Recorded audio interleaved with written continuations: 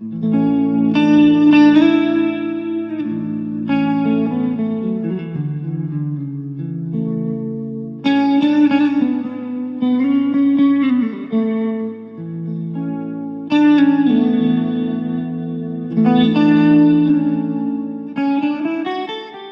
happened across a copy of the Saginaw News of Monday, April 7th, 1958. Actually, I got it from my good friend Gil Alberg. And big banner headline, some of 47 bodies identified in plane crash, cause sought. And this was a plane crash here in Saginaw, Michigan. Unfortunately, this newspaper is badly mutilated. However, I'm going to read to you what I can of the article, a most horrific event. So it begins. The grim job of identifying the 47 victims of last night's fiery crash of a sleek Capital Airlines New York to Saginaw Viscount continued today at Tri-City Airport. At the same time, Civil Aeronautics Board investigators were attempting to learn what caused the accident. They probed the charred wreckage of the once proud Sky Giant, now only a mass of twisted metal, in a muddy field just 1/2 mile short of the southwest runway, its last target. The accident, first one involving a Capital Viscount since the airline began using the British-made planes almost 4 years ago, is one of Michigan's worst air tragedies. It is the nation's worst civilian tragedy in 1958. The crash of Flight 67 was timed by the Civil Aeronautics Authority's weather station at the airport at 11:19 p.m. The big airliner, loaded with homeward-bound Easter holiday vacationists, businessmen, and some armed service personnel, had stopped at Detroit and Flint, and it was to have continued on to Chicago. There were no survivors. All victims were burned beyond recognition. Identification was being made by teeth, jewelry, or fingerprints if possible to obtain, and clothing. The saddening task was expected to take hours more. By mid-morning, 12 had been positively identified. They are Dr. William Lee of Bay City, Joseph Cara of Flint, James B. Shoup, who had boarded the plane at Columbus, Ohio, Daniel M. Barger of Chattanooga, Tennessee, John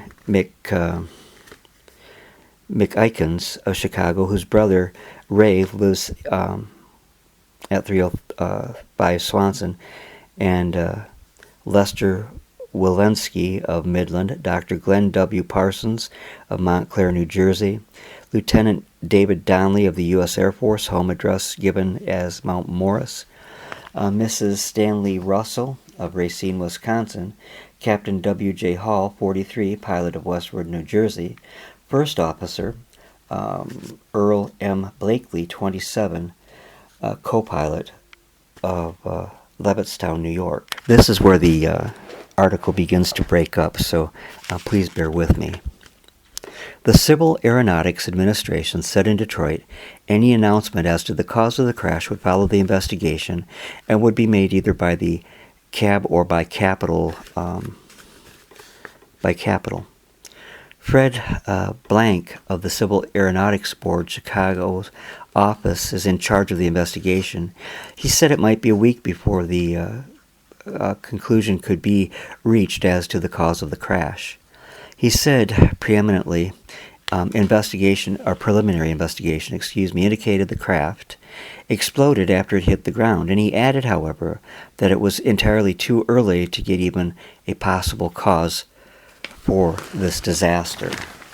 Inspectors said pilot Hull either could have misjudged his approach or the plane could have crashed because of a power or instrument failure. The plane's 4 engines were embedded deep in mud. Powell said Howell appeared to be in direct line with the southwest-northwest runway. He said A.B. Hallman, engine specialist, and Jack Leakey, structural engineer, both with the CAB in Washington, would start tearing down the plane tomorrow. 10 other CAB and CAA investigators were on the scene also. Powell said Hull had made one of his routine radio contacts with the Capitol office at Tri-City Airport just 3 minutes before the crash, and all was well. the plane crashed about 2,300 feet short of the runway. Some passengers waiting to board the doomed Flight 67 at Tri-City drove to Flint to board it because they were told the weather would not permit landing at Tri-City, and the wire services were reporting that. And other waiting at Flint for Flight 959 to Grand Rapids and Milwaukee took Flight 67 to Tri-City because they were told weather at Bishop Airport would force Flight 959 to land at Tri-City instead of at Bishop.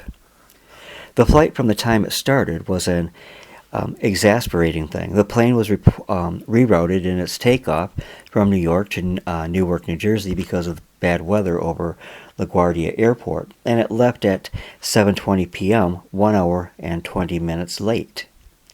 Over Michigan, flight conditions at crash time indicated 900-foot ceiling and an 18-mile northeast wind with a gust of up to 27 miles per hour. Whether the plane exploded in the air or after it hit the ground hasn't been determined. Nelson Garadin of Hemlock, who had taken his family to the Tri-City Airport to see planes land, said he witnessed the crash. He said lights on the plane were barely visible due to the mixture of rain and snow that was whipping across the field, blown by strong northeast wind. He said the plane circled the south end of the field in its landing pattern, and then the plane plunged earthward. There was a blinding flash of orange flame that spurted nearly 100 feet into the air, followed by a muffled explosion, he said. The Capital Airlines in Washington said it had received no information of the explosion. The plane burned fiercely. It is doubtful if anyone could have been saved had he survived the crash or the explosion. The airport terminal was crowded at the time of the tragedy. Flight 458 from Chicago, bound for Flint and Detroit, had landed sometime earlier, in Flight 959, which was scheduled to land at Flint, but landed at Saginaw instead because of weather, had preceded the ill-fated Flight 67 into the airport by only a few minutes. R.H. Waldeck of Kelowna, New Jersey, who had alighted from Flight 959 and had boarded plane 458 for a return flight to Flint, said he was seated in the plane watching the Viscount approach. He said he saw a tongue of flame leap across the plane's wing, followed by a sheet of flame as the explosion occurred, and he was more than a mile from the scene. Elmer Bonhoff of 7320 Garfield Road, who lives about 1 mile east of the crash scene, said he and his wife had retired. He said a light, believed to be the plane's landing lights, flashed into the bedroom. He said this was unusual because if the plane had been on exact course, the light would not have been seen in the bedroom. He said he heard an explosion, not very loud. State police, Saginaw County Sheriff's officers, and police from Saginaw and Midland converged on the scene immediately. Ambulance speeded to the airport from Saginaw, Bay City, and Midland also. The bitter night and the mud hampered rescue workers. Fire trucks and ambulances mired and had to be pulled out by wreckers. Rescue work moved with struggling slowness until Henry Burke, 41, of Freeland, RD1, who lives a few blocks away from the crash scene, arrived with his Caterpillar tractor, hauling a farm wagon. The tractor navigated the muddy field, and the pitifully charred bodies of the victims were loaded on the wagon and hauled to a temporary morgue that had been set up in a hangar at the airport. Confusion exists whether the plane exploded in the air or after the crash. John Maroney, senior operations agent at Central Airlines, said the aircraft appeared to be making normal landing when it crashed and then exploded. An unidentified motorist who was seen driving on Garfield Road at the same time told persons at the airport terminal last night that the plane appeared to hit the ground before it burst into flames. Flight 67's 3 crew members who died in the crash were described by Capital Airline officials as the kind of employees we like to hire. Pilot Hull was one of Capital's million milers and was described as an extremely popular captain with his crew. Bickley, a former Air Force jet pilot, joined Capital in October 1956. Miss Denicky was described as an excellent hostess, one of the best we had, by Mrs. Aletha Hanlon, Director of Passenger Services. Police this morning were attempting to keep the scene all but all but those persons who had official business at the airport. It was a next to impossible task. Garfield Road was lined with automobiles filled with curious onlookers. And as dawn broke, relatives and friends of the victims began arriving at the airport. They were asked to add in identification by trying to remember bits of jewelry or some article a person carried or wore. As the bodies were identified, the disposition was left up to the families.